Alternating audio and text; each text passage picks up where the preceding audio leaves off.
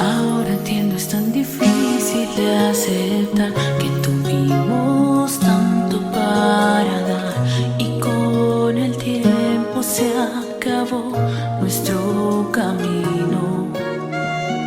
¿Qué paraíso construimos y al final terminó por derribarnos la ansiedad? No supimos rescatarnos y cambió nuestro destino.